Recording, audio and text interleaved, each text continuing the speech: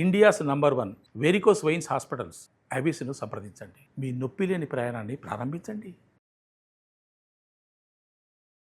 వాగర్థావివ సంపృక్తౌ వాగర్థ ప్రతిపత్తయే జగతః పితరౌ వందే పార్వతీ పరమేశ్వరౌ. ఆదిత్యాయ చ సోమాయ మంగళాయ బుధాయ చ గురుశుక్ర శనిభ్యశ్చ రాహవే కేతవే నమః.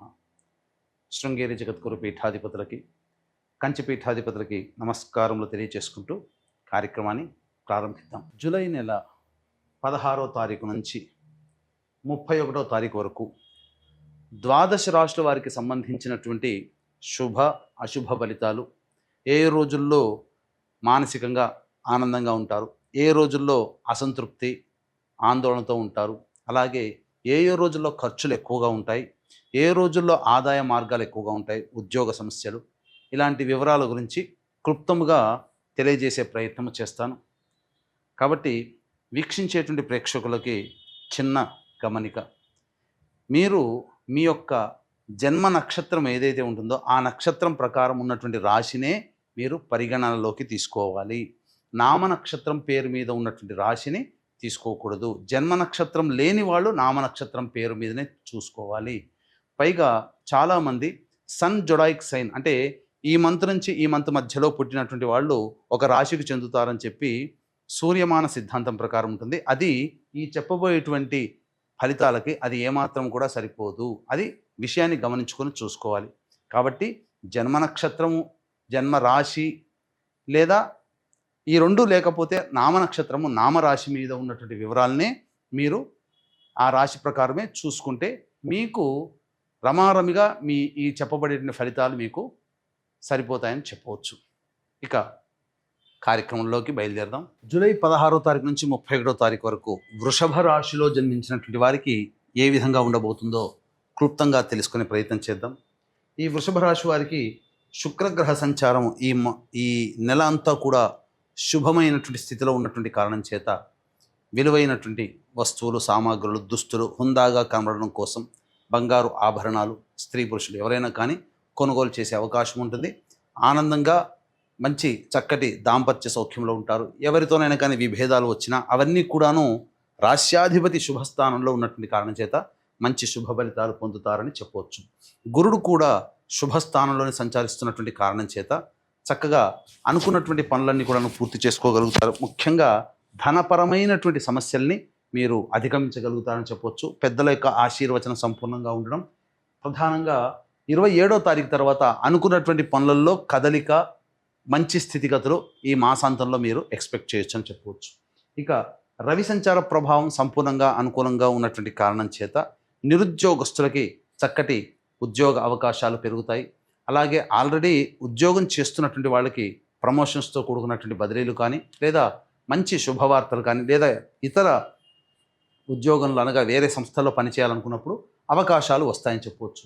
అయితే బుధగ్రహ సంచారమే అనుకూలంగా లేని కారణం చేత ముఖ్యంగా వ్యాపారస్తులు ఎవరైతే ఉంటారో జాగ్రత్తలు పాటించండి. వ్యాపారములు అంత సజావుగా సాగవు. అంతేకాకుండా పెట్టుబడి పెట్టడానికి కూడా ఇది సమయం అనుకూలంగా కాదు.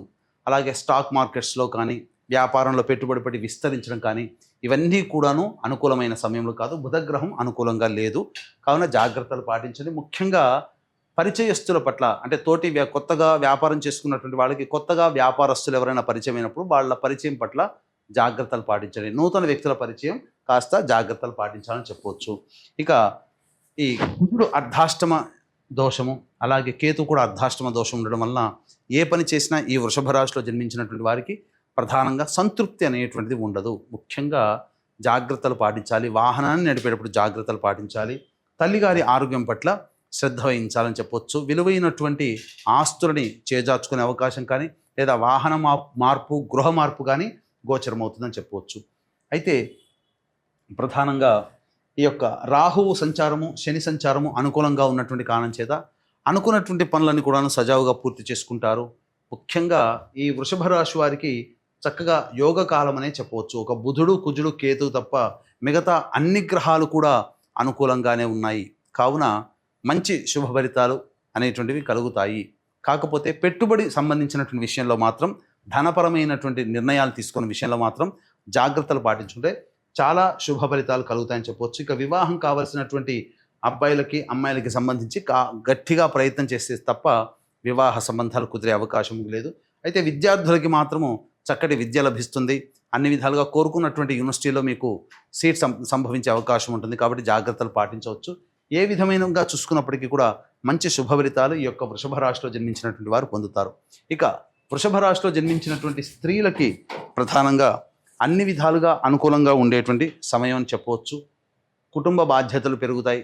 మీకు కోరుకున్న చోటనే, అనగా ఎక్కడైతే మీరు ఇప్పుడు ఉన్నారో కోల్పోయిన చోటనే మళ్ళీ తిరిగి గౌరవాన్ని పొందే అవకాశం మీకు ఉంటుంది. కాబట్టి చక్కగా మిమ్మల్ని అందరూ ఆదరిస్తారు. మీ మాటకి విలువ పెరుగుతుంది. కుటుంబంలో కూడా మిమ్మల్ని ఇప్పటి వరకు చిన్న చూపుగా చూసినటువంటి కుటుంబ సభ్యులు మీకంటూ ఒక గుర్తింపునివ్వడం, మీ మాట వినడం, తద్వారా మీ మాట వినడం ద్వారా వారికి మంచి లాభం జరిగే అవకాశం ఉంటుంది. ఈ రాశిలో జన్మించినటువంటి అమ్మాయిలకి వివాహ సంబంధాల విషయంలో చాలా జాగ్రత్తలు పాటించాలి. ఇక ముఖ్యంగా సంతానం కోసం ఎదురు చూసేటువంటి వ్యక్తులకి మాత్రం శుభమైనటువంటి యోగం ఉంటుంది. కాకపోతే ఈ మంత్ ఎండింగ్లో ఈ 29, 30, 31 ఆల్రెడీ గర్భవతులైనటువంటి వాళ్ళు ఈ రాశిలో 29, 30, 31 తేదీల్లో జాగ్రత్తలు పాటించాలి. ఇక డాక్టర్ల సలహాలు తీసుకోక తప్పదు. విద్యార్థులకి మంచి శుభ ఫలితాలు విద్యార్థినులకి కలుగుతాయని చెప్పవచ్చు. తర్వాత చెప్పొచ్చేది ఏమిటంటే ముఖ్యంగా కుజకేతువు, బుధుడు తప్ప మిగతా అన్ని గ్రహాలు అనుకూలంగానే ఉన్నాయి. ఇక ఈ 16వ తారీఖు నుంచి 31వ తారీఖు వరకు రోజువారీ కార్యక్రమాలలో భాగంగా ఎలా ఉండబోతుంది అంటే మంచి చెడు, ఆదాయము, వ్యయము, సుఖము, కష్టము, దుఃఖము ఇవన్నీ కూడా మనం తెలుసుకునే ప్రయత్నం చేద్దాం. 16వ తారీఖు రోజున అనవసరమైనటువంటి ఖర్చులు అధికంగా ఉంటాయి. ఏ పని చేసినప్పటికీ కూడా కలిసి రాకపోవడం, మానసిక ప్రశాంతత అనేటువంటిది లేకపోవడం, తద్వారా ఒక జిగ్జాగ్ లాగా ఉంటుంది. అనవసరమైనటువంటి ప్రయాణాలు చేయాల్సినటువంటి పరిస్థితి. ఇక 17, 18వ తారీఖులో కనుక చూసుకున్నట్లయితే పెండింగ్లో ఉన్నటువంటి పనులన్నీ కూడా పూర్తి చేసుకుంటారు. అలాగే విందులు వినోదాల్లో కుటుంబ సభ్యులతో పాల్గొంటారని చెప్పవచ్చు. శుభమైనటువంటి యోగాలతో గలుపుతారు. ధన ప్రవాహం కూడా చాలా చక్కగా ఉంటుంది. బాధ్యతని కంప్లీట్ చేసుకున్నామనేటువంటి యొక్క సంతృప్తితో ఉంటారని చెప్పవచ్చు. ఇక 19, 20 ఈ తేదీలలో ధనపరమైనటువంటి విషయంలో జాగ్రత్తలు పాటించాలి. పెద్దలతో వాగ్వివాదాలు పనికిరాదు. కాస్త ఇంటి పెద్దలని మనస్సుని గాయపరుస్తారు. కాబట్టి జాగ్రత్తలు పాటించండి. అలాగే కుటుంబ సభ్యులతో కూడా మీరు చాలా లౌక్యంతో వ్యవహరించాలి. ధన ప్రవాహం ఉన్నప్పటికీ ఖర్చులు కూడా అంతే విధంగా ఎక్కువగా ఉంటాయని చెప్పవచ్చు. 21, 22వ తారీఖుల్లో నిరుద్యోగస్తులకి ఉద్యోగం లభించే అవకాశాలు, మంచి శుభవార్త వింటారు. ఉద్యోగ సంబంధంగా మంచి శుభవార్త వింటారని చెప్పవచ్చు. ఇతరుల యొక్క సహాయ సహకారాలతో మీ పనులన్నీ కూడాను పూర్తి చేసుకుంటారు. రాని బాకీలు వసూలవుతాయి. అన్ని విధాలుగా ఆనందదాయకంగా ఉంటుందని చెప్పవచ్చు. ఇక వీక్షించేటువంటి ప్రేక్షకులు కూడా ఈ మాసం ఆషాఢ మాసం గురువారము పునరుసు నక్షత్రముతో కూడుకున్నటువంటి 24వ తారీఖు రోజున, అటువంటి రోజున కాశీక్షేత్రంలో మన పీఠమాధ్వర్యంలో తండ్రి వైపు 3 తరాలు, తల్లి వైపు 3 తరాల్లో మరణించిన వారి ఆత్మతృప్తి కోసం అక్కడ పిండ ప్రదాన కార్యక్రమం బ్రాహ్మణుని పెట్టి చేయించడం జరుగుతుంది. అవకాశం ఉన్న వాళ్ళు ఈ పిండ ప్రదాన కార్యక్రమంలో మీరు నమోదు చేసుకోవచ్చు. ఎందుకంటే ఎక్కడ పెట్టినప్పటికీ కాశీక్షేత్రంలో పెట్టిన పిండ ప్రదానమే విశేషమైనటువంటి శుభభరితం. అలాగే జాతకరీత్యా విద్య, వివాహ, ఉద్యోగ, దాంపత్య, అనారోగ్య సమస్యలతో బాధపడుతున్నటువంటి వారికి సర్వదోష నివారణ పూజలు హోమాలలో భాగంగా, మరియు మేష, మిథున, కర్కాటక, సింహ, కన్య, వృశ్చిక, ధనస్సు, కుంభ, మీన రాశుల్లో జన్మించినటువంటి వారికి సంబంధించి శనిదోష నివారణ హోమాలతో పాటుగా వారాహి, ప్రత్యంగిర, బగళాముఖి, రాజశ్యామల మరియు సుదర్శన హోమము, కాలభైరవ హోమం లాంటివి చేయించడం జరుగుతుంది. అవకాశం ఉన్న వాళ్ళు కార్యక్రమ తదనంతరం కాంటాక్ట్ చేసి మీ గోత్రనామాదులు నమోదు చేసుకోవచ్చు. ఇక 23, 24, 25 తేదీల్లో వాహనాన్ని నడిపేటప్పుడు జాగ్రత్తలు పాటించాలి. వాహన మరమ్మతులకి, గృహ మరమ్మతులకి ఎక్కువగా ఖర్చులు అవుతాయి. సంతోషం లేని ఇబ్బందులు ఉంటాయి. అంటే ఏ పని చేసినా సంతోషంగా ఉండలేకపోతారు. తల్లిగారి ఆరోగ్యం పట్ల శ్రద్ధ వహించాలి. ఇక 26, 27వ తేదీల్లో కనుక చూసుకున్నట్లయితే ప్రధానంగా మీ ఆరోగ్యం పట్ల శ్రద్ధ వహించాల్సినటువంటి పరిస్థితి. అలాగే వృధా కాలయాపన, ఏ పని యందు కూడాను ఆలోచనల వరకే ఉంటాయి తప్ప కార్యరూపం దాల్చదు. ఖర్చులు కూడా అధికంగా ఉంటాయని చెప్పవచ్చు. 28, 29, 30 మరియు 31 తేదీల్లో ఈ యొక్క వృషభ రాశిలో జన్మించినటువంటి వారికి మంచి అవకాశాలు కలుగుతాయి. అలాగే ధనపరమైనటువంటి సమస్యలు తీరుతాయి. కుటుంబ సభ్యులతో ఉన్నటువంటి పొరపచ్చాలు, మిత్రులతో ఉన్నటువంటి పొరపచ్చాలు తొలగి ఆనందంగా ఉంటారని చెప్పొచ్చు. ఏది ఏమైనప్పటికీ కూడాను చక్కగా ఈ మాసాంతంలో ఈ వృషభ రాశిలో జన్మించినటువంటి వారికి మంచి శుభ ఫలితాలు కలుగుతాయి. ధనపరమైన సమస్యలు తీరుతాయని చెప్పవచ్చు.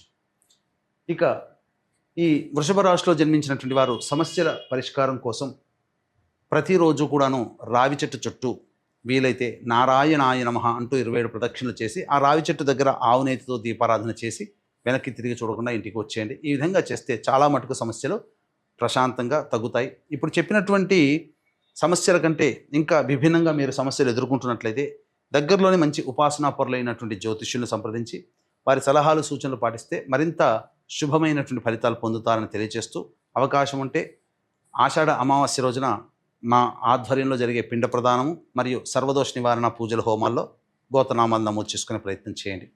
సర్వం శ్రీ ఉమామహేశ్వర పరబ్రహ్మార్పణమస్తు.